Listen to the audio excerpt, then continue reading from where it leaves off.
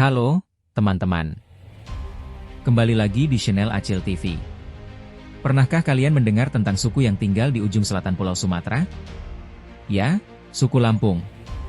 Hari ini, saya ingin mengajak kalian menjelajahi jejak sejarah panjang dari salah satu suku tertua di Nusantara ini. Ceritanya bukan hanya soal asal-usul, tapi juga tentang budaya, perjuangan, hingga warisan yang masih hidup sampai sekarang. Sebelum lanjut ke ceritanya, ada baiknya sobat tekan dulu tombol loncengnya dan klik like, comment, and share. 1. Asal-usul suku Lampung. Konon, sejarah suku Lampung sudah ada sejak ribuan tahun yang lalu, jauh sebelum kedatangan bangsa luar. Banyak sejarawan meyakini bahwa leluhur orang Lampung berasal dari rumpun Melayu Austronesia yang datang dari daratan Asia dan menyebar ke berbagai wilayah Nusantara. Tapi ada satu hal yang membuat suku Lampung unik. Mereka punya bahasa sendiri yang disebut bahasa Lampung, dan ini bukan hanya satu jenis, tapi ada dua dialek besar, yaitu dialek Api dan dialek Nyo. Perbedaan ini menunjukkan bahwa suku Lampung sejak dulu sudah terbagi ke dalam kelompok-kelompok adat yang beragam. Dan tahukah kalian?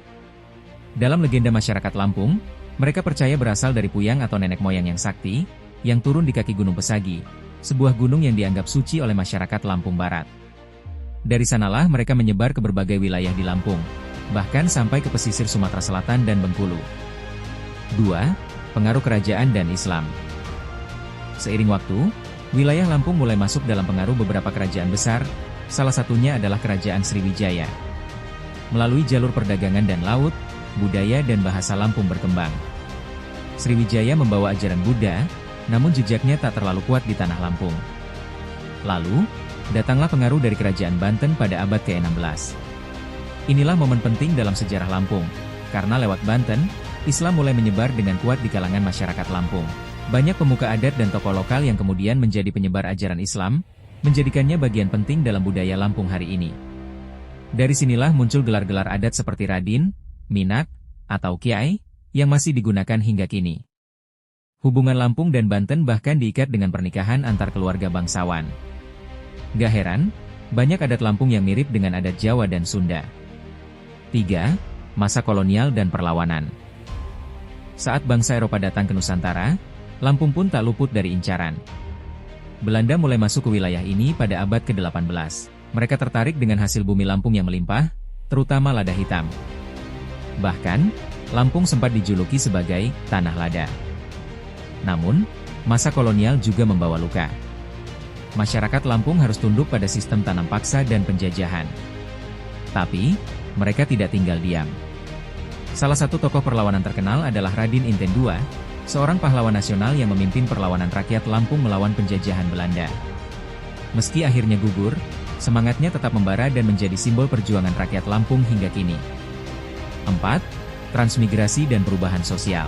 Setelah kemerdekaan Indonesia, Lampung menjadi salah satu daerah utama dalam program transmigrasi nasional. Pemerintah memindahkan banyak penduduk dari Jawa ke Lampung untuk mengurangi kepadatan penduduk. Akibatnya, terjadi perubahan besar dalam struktur sosial dan budaya. Suku Lampung yang sebelumnya mayoritas, kini hidup berdampingan dengan suku-suku lain seperti Jawa, Sunda, Bali, bahkan Bugis. Ini membuat budaya Lampung mengalami tantangan, tapi juga melahirkan keberagaman yang unik. Namun, masyarakat adat Lampung tetap berusaha menjaga identitas mereka. Upacara adat seperti Cangget Agung, Muak Balak, dan penggunaan kain khas tapis tetap dipertahankan. Begitu pula dengan sistem pepaduan dan marga, yang mengatur hubungan kekerabatan dan adat istiadat. Nah, teman-teman, itulah sekelumit kisah tentang sejarah suku Lampung. Dari jejak nenek moyang yang sakti, pengaruh kerajaan dan Islam, perlawanan terhadap kolonial, hingga modernisasi yang membawa tantangan dan harapan. Suku Lampung bukan hanya soal masa lalu, tapi juga tentang bagaimana mereka terus menjaga warisan budaya di tengah zaman yang terus berubah.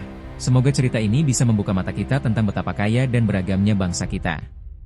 Sampai jumpa di kisah suku lainnya. Jika teman-teman punya ide cerita sejarah yang ingin saya angkat, silahkan tulis di kolom komentar. Sampai jumpa, salam budaya.